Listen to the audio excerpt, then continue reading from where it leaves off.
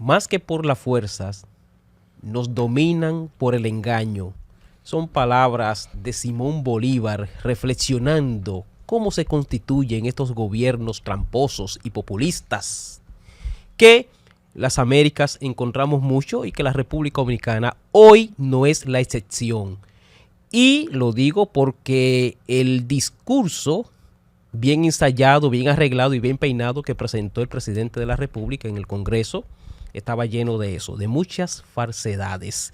Y entre esas políticas públicas inventadas en el momento para enaltecer los ánimos y convertirse en ese precedente de lo que él se cree que es el presidente que se ha llevado todo, promueve lo que él le llamó un decreto que determina y declara a las bandas haitianas como terroristas. Obviamente nosotros tenemos posiciones en función de que son bandas que están generando muchos daños en Haití y que tiene serias repercusiones en la República Dominicana. Pero él solamente se limita a dar una posición desde el punto de vista de declararla terrorista y no asume políticas claras y responsables en función de lo que puede estar pasando. De repente incluso de ellos hay aquí en el territorio dominicano y él ni siquiera lo sabe. O los organismos de inteligencia no se han dedicado a eso, pese a todo lo que ha vendido supuestamente de la protección que hay fronteriza. Todos sabemos qué está pasando, qué entra y qué sale a través de esa frontera. En un decreto que no tiene sentido porque de hecho es inconstitucional. Porque aquí nosotros tenemos una legislación, la ley 267-08, que prevé en las condiciones que se trabaja a nivel judicial lo que es el tema con el terrorismo. Y que el presidente de la República emita un decreto cuando ya hay una ley, eso tiene una repercusión de carácter constitucional. Por lo tanto, genera una situación. Pero otra cosa, promover un decreto, que los decretos tienen fuerza de ley, en ausencia de una ley, de conformidad con los preceptos jurídicos. Eso lo que hace es que lo convierte a él en asumir posiciones de naturaleza del legislador. Pero ver también que un decreto no es oponible, no tiene esa posición fuera de la República Dominicana para él poder declarar que son terroristas. Un decreto que en ninguna forma se puede sustentar. ¿Por qué? ¿Qué le da garantía a que se pueda hacer? Para emitir ese tipo de posiciones cuando se asume o declarar un país o una situación, o en este caso terroristas, tiene que preceder convenios bilaterales entre los países. Porque la posición de aquí, el hecho de que por el principio de la territorialidad, los delitos que son fraguados en el territorio haitiano no pueden ser juzgados en la República Dominicana.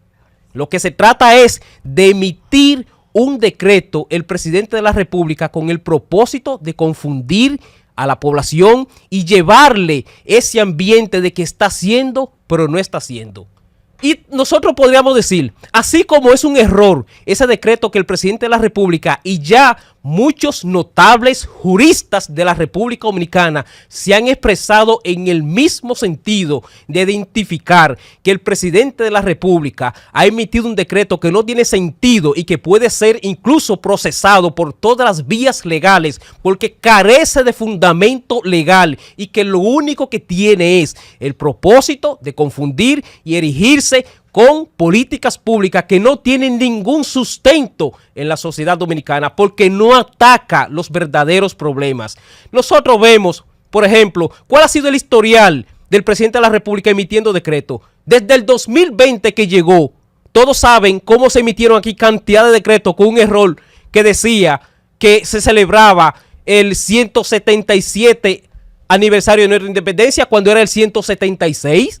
Todos veíamos decretos aquí que decían el año 158 de la restauración cuando era el 157. Pero vimos también un decreto que se emitió en días pasados con el que él buscaba resolver el tema del arroz, que fue confuso y que al día de hoy no está vigente porque no ha sido publicado en la Gaceta Oficial.